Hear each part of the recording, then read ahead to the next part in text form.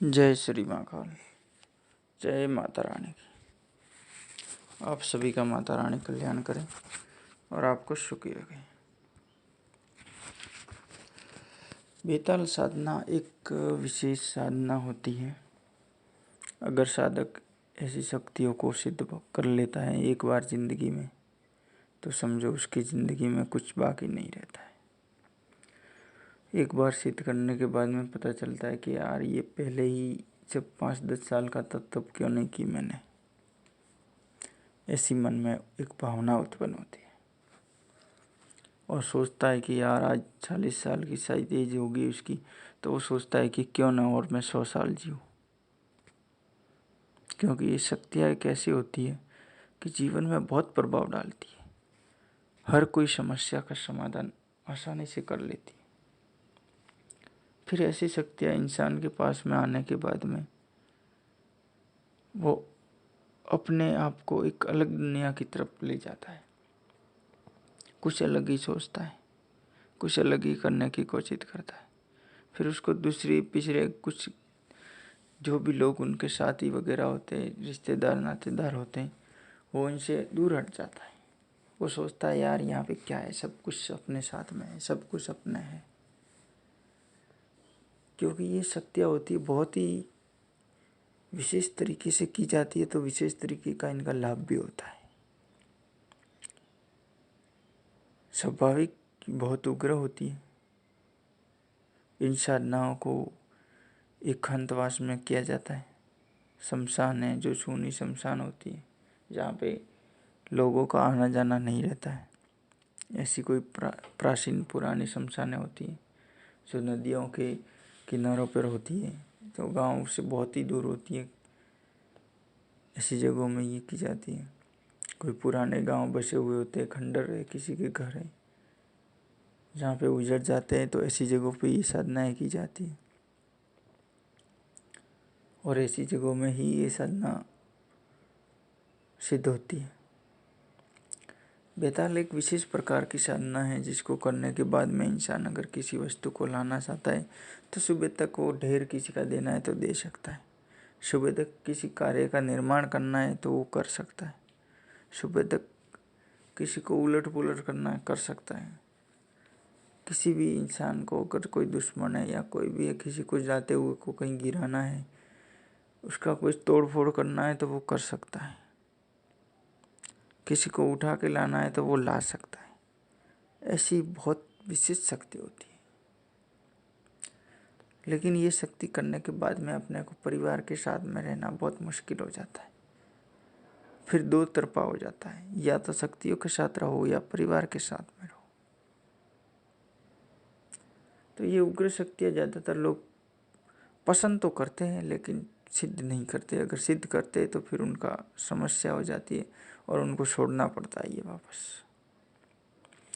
लेकिन अगर कोई ज़्यादा एज का इंसान है या एकांतवादी है तो वो ये साधनाएँ कर सकता है। या कोई बिना शादीशुदा होता है तो उनको ऐसी साधनाएँ करनी चाहिए, विशेषकर करनी चाहिए। क्योंकि वो तो ज़िंदगी में अकेला इंसान है, उसको फालतू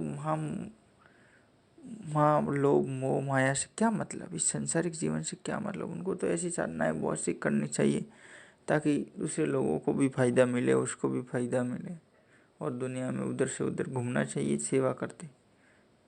क्योंकि ये साधना करने के बाद में बहुत से लोगों का अपन भला कर सकते हैं, बहुत से लोगों के काम कर सकते हैं।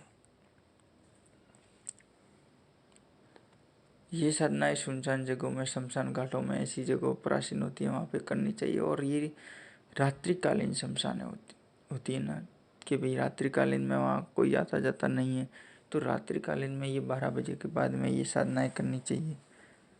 12 से 3 बजे तक, 3:30 बजे तक ये साधनाएँ करनी चाहिए लास्ट। अगर 12 से 3 बजे के 2:30 बजे के बीच में करते तो इनकी शक्तियाँ जागृत होती है, तो इससे जल्दी सिद्ध होते हैं। इनका जब भी शुरू करते हैं तो आसपास की बहुत सी शक्तियाँ होती है वो जागृत होती है।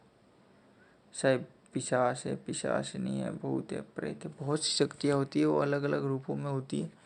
और एक आप किसी बेताल की साधना कर रहे हो, एक मंत्र से कर रहे हो, लेकिन शक्तियाँ अनेक आपके आसपास में आपको दिखाई देने लगती।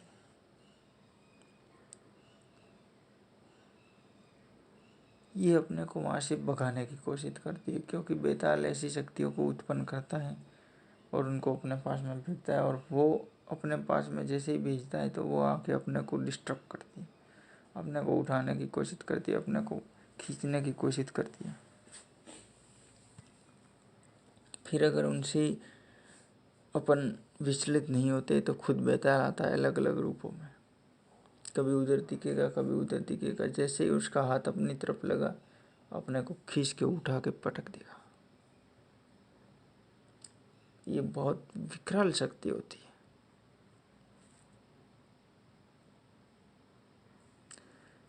ऐसी साधनाओं में अधिकतर काले कपड़ा है, कुशा के आसन है, या काले आसन में कोई भी आप ले सकते हैं।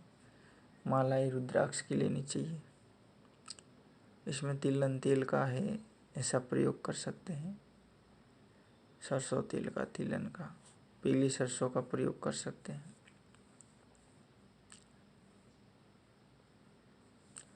ये डराने धमकाने की जब भी कोशिश करते तो अपने को नहीं डरना चाहिए। जैसे ही डरेंगे वैसे ही और भी हावी हो जाती है शक्तियाँ। इसलिए अपने साथ में इष्ट का विशेष वरदान होना चाहिए, विशेष इष्ट साधना भी पहले से की हुई होनी चाहिए कोई, ताकि इनमें प्रभाव इनका अपने ऊपर कम रहता है।